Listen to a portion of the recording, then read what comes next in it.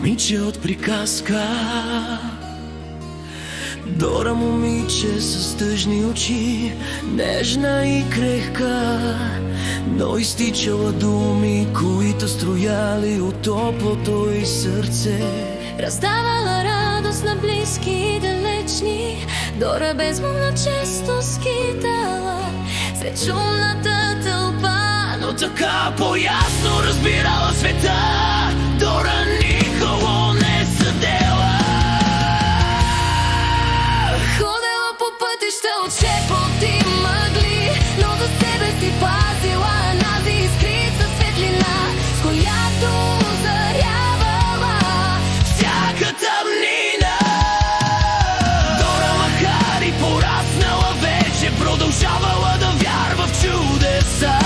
Знаела тайна да пази от сиви и злобни души. Дори когато боли, дори когато света тя ранява, тя тъжно мълчала. Обиди и предателства Дора преживяла, никой обаче не успял да изсломи гласа, защото в душата й живеела доброта.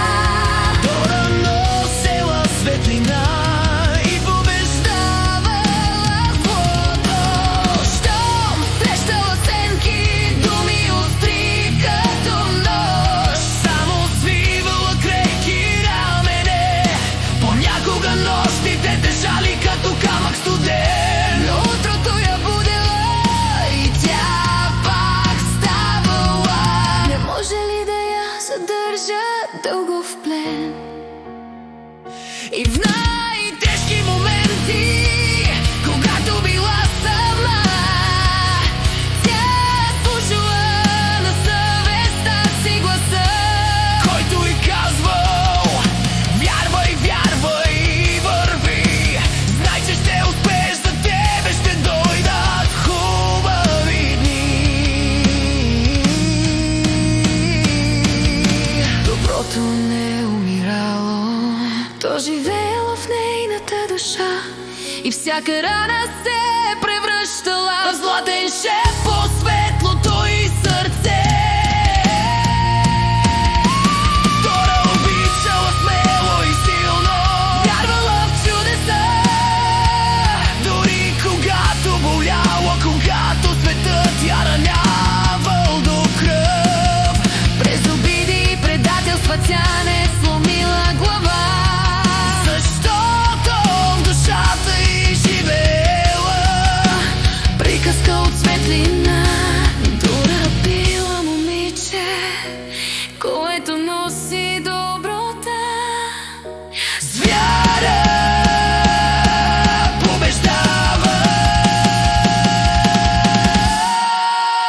Ти ако я срещнеш някога по пътя си, ще видиш усмивката крека, но в очите необятен плам.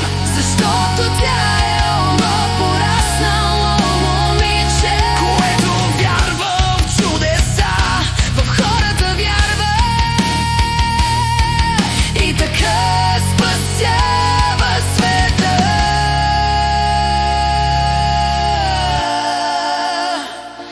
Малко по малко